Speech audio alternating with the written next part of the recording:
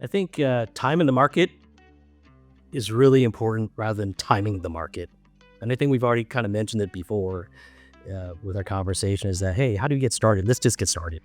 Let's just get in and then get your feet wet. So when I bought those turnkeys back in 2018, 2019, I was able to refinance them for a lower rate and getting cash out too. So I had really little to none money in those turnkeys. Then as the market just went higher and higher in 2021 and 22, we sold a few and we 1031 into San Diego. So here we are full circle into California that we always wanted to be in. Welcome to the Landlord Diaries, where we talk about midterm rentals and the opportunities behind them. We'll share landlord stories, talk about maximizing investment potential, and discuss how to live the very best landlord life. This podcast is proudly brought to you by Furnished Finder, the leader and largest online marketplace for midterm rentals. Remember to like and subscribe if you enjoy our content. Today, we're diving into the world of out-of-state investing for equity and cash flow with Colin Wong, a seasoned midterm rental investor who owns around 10 midterm rentals and manages around 25 MTR properties across multiple markets. With 70% of his bookings coming from Furnished Finder, Colin has mastered the art of scaling through smart market selection, value-add strategies, and a guest-first approach. Whether you're curious about building equity, finding the right markets, or growing your rental business, Colin's journey offers actionable insights you won't want to miss. So we are here with Colin. How are you today? Doing well, Kelly. Excited to be here. Thank you. Yes, we always like to start with your journey, right? So how did you get started in real estate investing? And I think it was early on, it was some advice from a syndicator friend of yours. Yeah. I mean, we live in the Bay Area, and we've always wanted to own real estate, but the barrier entry was too high. So we just ended up putting our money into mutual funds. But come .com bust and the mortgage meltdown, we just got tired of losing our money in the stock market and not growing it. So when our oldest decided to go to community college, it helped us with that money that we saved. We said, hey, well, why don't we just put some of that money into real estate? So being California, being too high, we thought, well, let's go out of state. So we looked into some turnkey properties. This is back in 2018. So we met up with the turnkey provider, a really good one. So we ended up buying 4 properties over a one year span. And then I was listening to the Bigger Pockets podcast, and I was just listening to it religiously every week, waiting for each episode to come out. And there was one investor who was a wholesaler out in Arkansas, and his story resonated with me. And I connected with him, and I bought a wholesale property from him, and he helped me bird the property. So I bought it wholesale, rehabbed it, and rented it, and refinanced it and rented it out, and did it again. I did like 2 or 3 of those. And I met up with one of my friends at church. He was a syndicator, a professional real estate investor. And I told him what I was doing. And he said, no, that sounds all well and good. You're just washing your money out. You're not really getting a lot of cash flow in that market. And you're not really getting a lot of equity. You should do something else to enhance your cash flow. Look at a different market or do something. So I took that to heart. I was kind of like, well, I was proud at the moment before we were going to talk to him. Then after talking to him, I was like, I need to do better. So I just started Googling how to improve cash flow with rentals. And Airbnb started to be more popular, or furnished rentals started to be more popular. And I started Googling, hey, how do I do this? And in Facebook, I found a group led by a gentleman called Al Williamson. We love Al. Al's one of our episodes. He's a mentor. And so back in 2019, and I joined his group. And with that community, with his help, he helped me identify what I needed to do to furnish a property and to get it ready and to be a really desirable place for someone to come and live there for, say, 30 days or more. So I thought, this experiment I can try. So here we are in a small suburb outside of Little Rock, Arkansas. I talked to my realtor. Hey, can you get me a cleaner? No problem. Can you get me Nice. a handyman? No problem. So I got my list of items to furnish and I bought all this stuff from Amazon, had it delivered to the house. My cleaner, who also does a little bit of handy things, she put together all the furniture, then set up all the Wow. furnishings, all that. Then I put my listing on Airbnb, VRBO, Furnished Finder, and I got my first guests. So then the cash flow or the monthly rent was about one and a half to two times as much as a long term rent. That's awesome. And one thing I know about your strategy is you kind of let the demand in that market decide what your real estate strategy is going to be. So, in a lot of your markets, you're aiming for midterm rentals, but what have been some of those surprising guest types or things that have come about? I think Little Rock, Arkansas is a great one to start with. The demand you got there was very different than what you expected for your midterm rental guest. For sure, for sure. As I as I started to buy more properties, I was more strategic in the area, and I ended up buying in an area where there were three hospitals, like level one trauma centers, Children's Hospital, uh, those type of facilities. So I started getting nurses. Then over time, there were disasters. Unfortunately, there was a hurricane that tore through, or tornado that tore through the town twice, and that meant insurance, housing, insurance claims, relocation. Then I started getting work crews. They're working on a McDonald's down the interstate. Uh, Hobby Lobbies are coming up. So these work crews would stay there for months at a time. So, and also we have the Air Force nearby, or a facility that trains a lot of the pilots. They come for months at a time.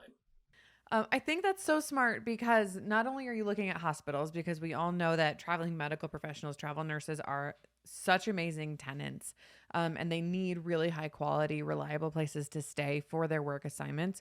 But there's other tenant types too, and developing cities, towns that are expanding or that are doing a lot of renovation or, highway work, new retail developments, commercial developments, they all have people who are coming in to serve those needs. So I think that is a really strategic and opportunistic way to be looking at where you could get your next property. So tell us a little bit more about these properties. Are they single family homes? Are they duplexes? I know you mentioned when you first started purchasing, you bought multiple in 1 year. So tell us a little bit more about what that looked like and how you ended up where you are today with your portfolio. Yeah, like you said, Katie. Yeah, I started with single family homes, and then I started getting into duplexes. I bought a duplex with a garage, and I converted the garage into a studio. Then I bought a house that was split into two because an elderly man and his son, elderly man lived on one side and his son lived on the other side, and they sold the home. So we sealed off the door on one side because it has two entrances, and then we included a kitchen and put in a bathtub. It's because we know that people like to soak in the tub after a long day of work. So we've increased our cash flow position greatly by adding units to existing properties. So the next project that I'm working on, which I have under contract now, right outside of Central Arkansas, right outside of Little Rock, is a 2,500 unit house, or excuse me, 2,500 house, square foot house that we're going to break up into three, that has a standalone garage, two-car garage and workshop, which will be an additional accessory dwelling unit, ADU. So that's going to add some square footage. So that will cash flow on its own as long-term rental, but when we furnish it, it will be 1.5 times or more that of a long-term rental. Yeah, that's fantastic. Just looking at properties with an opportunistic set of eyes. I mean, I think as real estate investors, we've all found ourselves scrolling on Zillow, and we all in the markets that we know already. Yeah, I don't know about you guys, but I can look at a property and just be like, nope, I can't cash flow that one. I can't cash flow that one, or that one might break me even, and I want to have it in my portfolio for other reasons or whatnot. But really, there's a skill to being able to look at things with opportunity, and creativity, and I think that's what it's going to take. As interest rates are more challenging, it is not impossible. It's not impossible at all. It's just not that you can look at any single property on Zillow or on the MLS and just be like, "Oh my gosh, these would all cash flow amazing," right? Those days are over, but it also means that the competition is a lot more focused on quality, and you have a chance to stand out as an operator and as a landlord. So, I think you have an incredible mindset there, and just not only creating cash flow with midterms you know cash flow with midterms in the short term, meaning you're getting cash flow immediately, but you're also creating long-term value by increasing the livable space of these properties that you can sell for a higher value down the road. Yeah, I think this is actually a good roundtable discussion, Katie, of how to, for those that don't know how to, look for these opportunities that could be transformed into multiple units, etc. And what we all kind of look for when we go to purchase our next midterm rental. I think this is a great starting point.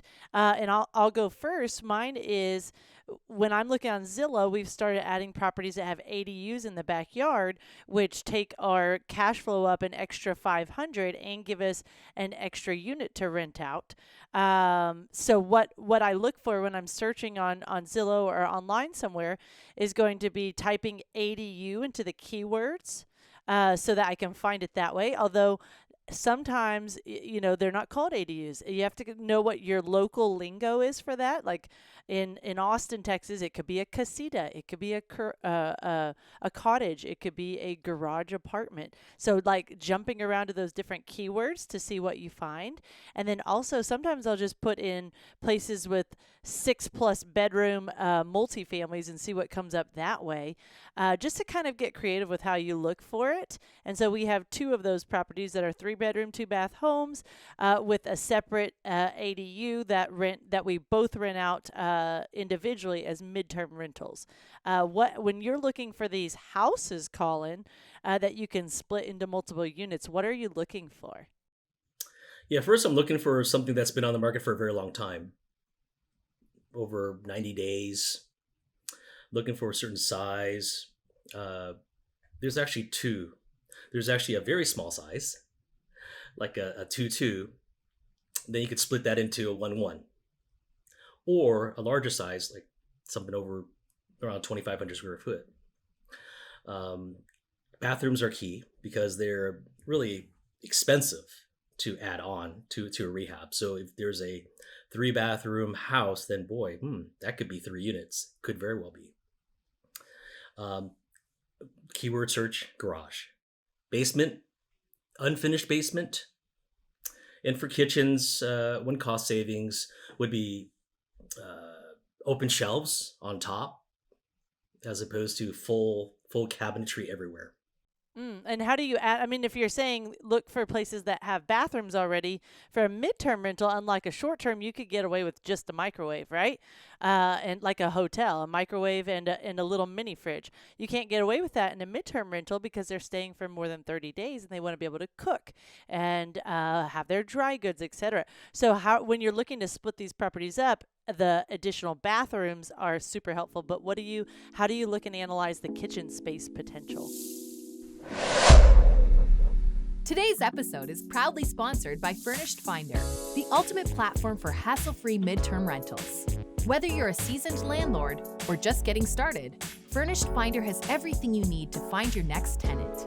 With Furnished Finder, you can say goodbye to booking fees, markups, and commissions, and hello to direct bookings. If you're ready to experience all the benefits renting your property for 30 days or more, head over to furnishedfinder.com where you can list your property for one low annual price. We make it easy to get started. Yeah, it's gonna have to house a full range, a full stove with an oven for sure. We don't do any cooktops in our properties. There's all full ovens, full size refrigerators. Um, washers in property washers and dryers. We do the stackables for smaller units. But those are the things that people look for. Also pet friendly. So then we don't have carpet. We don't have carpet. We just have the LVP. I think that's incredibly smart. I know our latest acquisition is a two-bed condo, and we always try to be pet friendly just because it opens up the door to so many more tenants. And we went and we did a walkthrough. We were adding some new signage, just checking some stuff at all of our properties. And this one unit in particular, it's our newest unit, and they have a cat, and it smells a little bit like cat right now. But I was Uh-oh. like, it's fine. We don't have any carpet in here. When the tenant gets out, the cleaner can do a good mopping and all will be well. So it does, taking out that carpet, if you're worried about being pet friendly, is a huge relief. And that LVP is very affordable these days. It really is. Yeah, for sure. Well, this has been a great roundtable discussion. If you have anything to add on how you go about choosing your midterm rentals, then please put it in the comments. We would love to hear from you guys. So, on to our next conversation. I am very excited to bring design topics back to this episode. We try to balance how much we talk about design, how much we talk about pricing, fees, things like that. So Colin has very nice properties. They're all done differently. So what advice do you have for those that maybe are getting started on how much they should budget for furnishing their midterm rentals and how to go about shopping and using what recommendations you have for where you like to purchase things for your midterm rentals?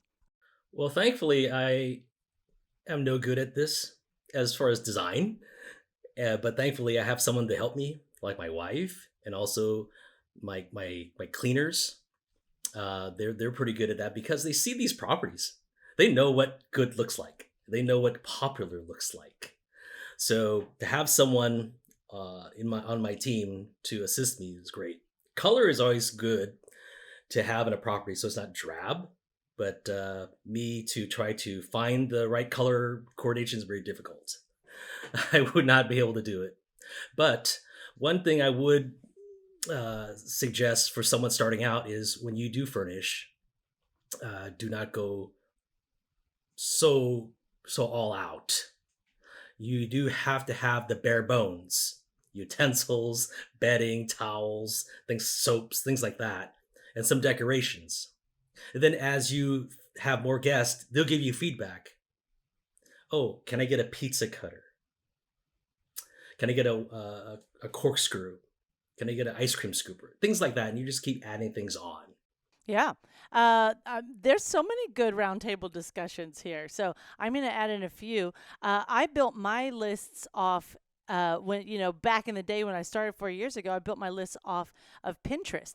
So I tried to think of everything that they might need, like you're saying. And it is nice that you can go about just adding things as you go. But if you want a good starter list, Furnish Finder now has a tool for guide to how to furnish your midterm rentals. So I will put a link to the blog in the show notes. And then we also have under the Furnish Finder homepage, resources, property owner resources. You'll see a handbook on how to get started in midterm rentals. So lots of great tips there under the resource, like our stats page. Is my area going to be a good place for midterm rentals? Well, go to furnishfinder.com/stats, which is under that resource tab, and you'll see the demand in your area. Katie, our marketing director of Furnish Finder, excellent at design. What design quick hitters would you like to add for this conversation? I think it's important to not skimp on wall art. Wall art can be very affordable. You can get it at garage sales. You can get it on Facebook Marketplace if you want to drive around a little bit. I know Kelly, you're always up for that. The clearance sections, it doesn't have to be perfect, but wall art goes a long way. I also like to always pick one furniture piece that stands out a little bit. This last property we did a yellow chair in the family room. It doesn't have to be anything crazy, just something to stand out a little bit. It really helps in the photos. And then just to not forget that the little things really do make it feel more inviting. Some throw pillows, some blankets, right? It doesn't have to be over the top. It doesn't have to be insanely expensive at all, really. But it really does help just tie everything together. Yeah, and one more thing I thought about on Furnished Finder that we always keep up with. If you want to know what are the high demand areas for midterm rental travelers, go search the Furnished Finder map and look at the filters. We keep those up to date. Right now, we've got king size bed is important. High speed internet is important. And if you think of internet, you think of a work from home station. So, is there a place that you can set up to have a private, quiet work from home station to do things like this, like podcasting or Zoom calls for your job? So, keep those things in mind for your midterm rentals. Well, while we're talking about Furnish Finder, Colin, I'd love to hear your tips since, almost 70% of your bookings come from Furnish Finder. What tips do you have for someone that you have just found are the like hidden gems of Furnish Finder? Download the app because you want to get notifications right away when you get leads or direct messages, and you need to respond right away. So when I do get a lead or a direct message, I go into the app and I message within the app. And then I say, I'm going to send you an email and I'm going to also text you. Then if they're interested in more information, I would send them a walkthrough video that's professionally done. So just a quick response to know that someone's listening or someone's watching and someone's just paying attention, and also showing them I'm a real host with a real property. Yeah, for sure. Well, I would love to expand further. You said getting into real estate, your main goals are equity and cash flow. So now that started your journey in 2019, I think you left your full-time job in 2022.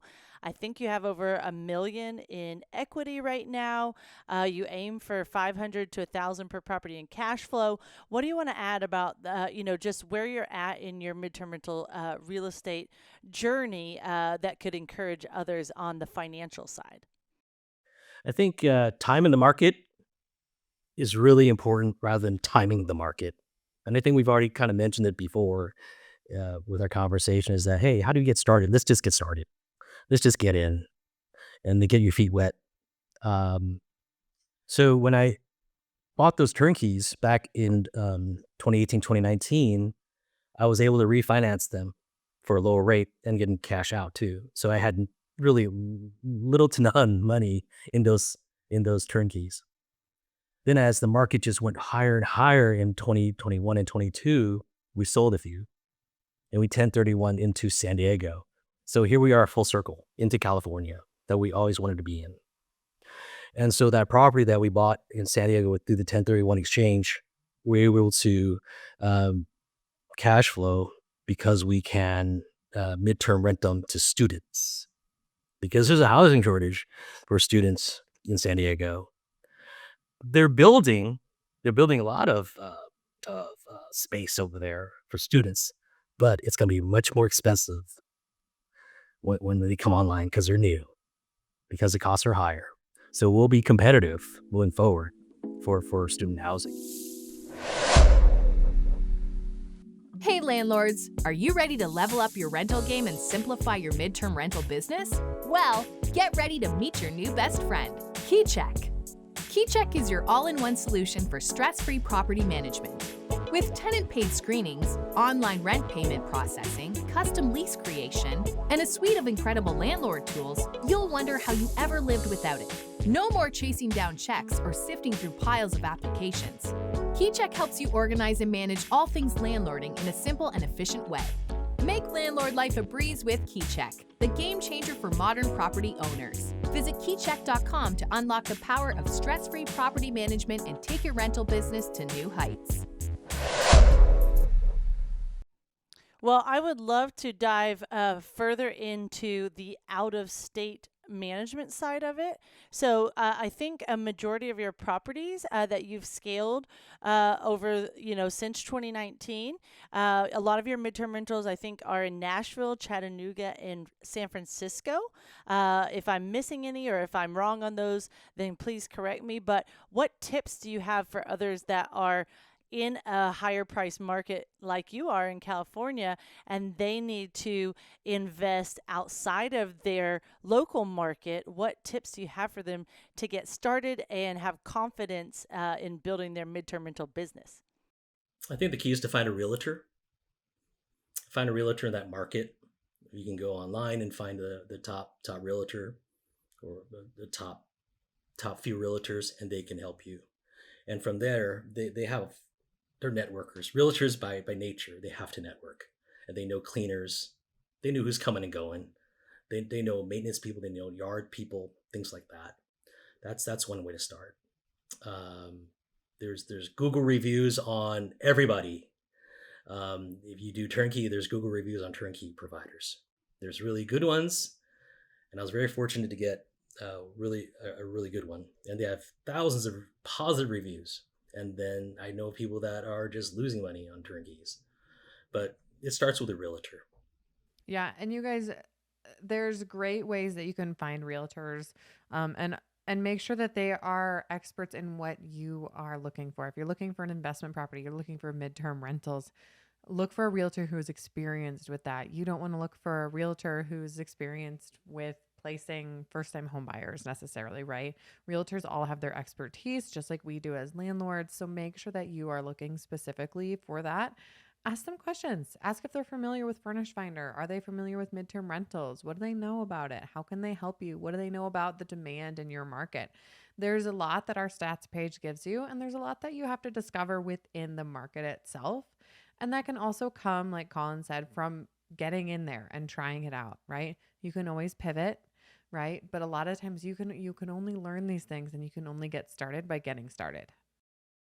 Yeah, I just wanted to add, yeah, Sue, to Katie's point. When I did find a realtor that was really really good, but they had no idea what I wanted to do. They thought I was coming from outer space, left field. But then when I did find someone, an investor friendly realtor, we were like talking the same language. They didn't think I was crazy. They thought, oh yeah, this is going to work, and they were looking for properties that I would be interested in. They started feeding me properties that would work, not just give me a house that I would live in and move in as an owner there. So That's such great points, just on the importance of finding investor friendly agents in those markets, especially if it's not a market you know. So, we are building a playlist on our YouTube channel, Landlord Diaries YouTube channel, of different realtors around the country that also have their own personal midterm rentals. So, that's a great playlist to go to if you're looking to expand outside of your market and work with someone that already has a successful Furnish Finder journey and a real estate license as well. So check it out. And then, circle back to, not only do you have your own properties that you own, you also manage around 25 midterm rentals with your partner, Albert. So why don't you tell us a brief overview of, why you decided to go that route, since maybe that doesn't have the I think it's arbitrage, so that doesn't have the equity play, and that was one of your big focuses at the beginning. So why did you add that piece to the puzzle? yeah, no, I think that's diversification. We do arbitrage and we also do property management. So we prefer to do property management. We started with arbitrage, but now we do property management. Um, he has a great way about him. Albert does to talk to owners and realtors and network with them. And so we've done a lot of properties where the owner is moved away and is selling property and had a hard time selling. And that's happening a lot. So in the meantime, we're taking over the property and managing it for them as they sell it in, say, the summer or a few months ahead down the road, a year down the road. We're also helping retired people. for more income, rent out their spare room. We have a widow that we're helping rent out her spare room, and she loves it. She loves the extra income, and she loves people coming into her home. And also That's another awesome. gal who goes away for the summer. So the summertime, 3 months out of the year, we manage her property for them.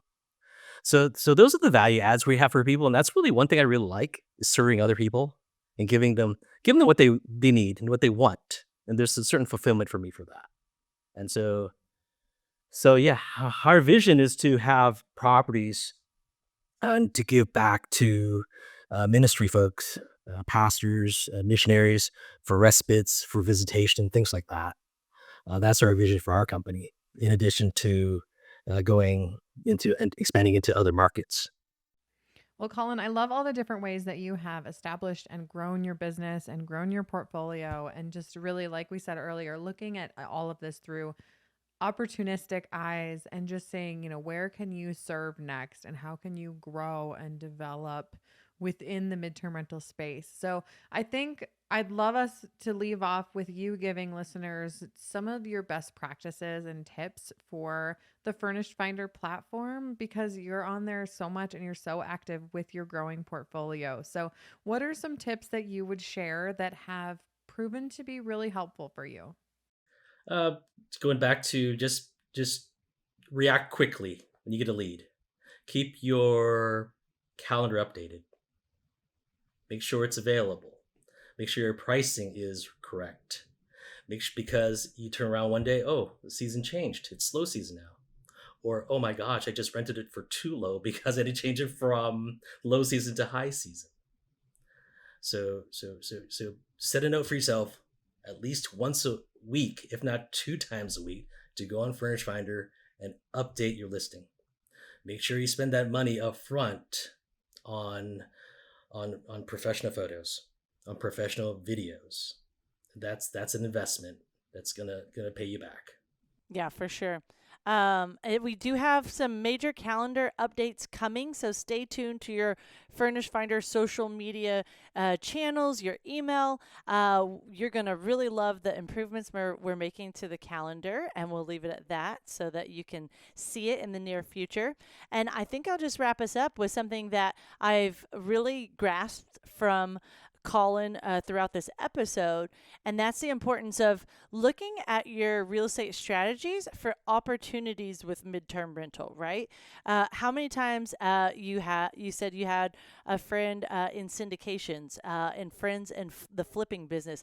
How many times are those properties sitting on the market and they're just paying, paying the mortgage, paying the electricity, waiting for it to sell when they could potentially have a month-to-month midterm rental guest in that property while they're waiting for it to sell. Of course, check your local laws, be clear in your communication with your guests that that's what would be happening.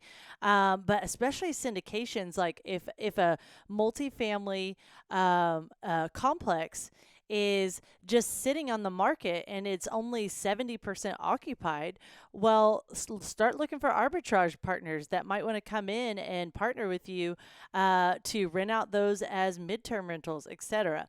So, if you have any of those real estate investors in your life, then we challenge you to, just educate them on the value of midterm rentals. Please put in the comments anything you'd like to hear more from us about. We bring all real estate conversations to you, focusing on midterm rentals. And Colin, we appreciate you being a host on Furnish Finder, sharing your story today. If someone wants to connect with you, how would you like them to do so outside of, you can always connect with Colin on his Furnish Finder listings. Absolutely. We do have a website, furnishedhaven.com. Awesome. So check it out, and don't forget to like, subscribe, and comment or share this episode with a friend. Have a great day, everyone. We'll catch y'all again soon.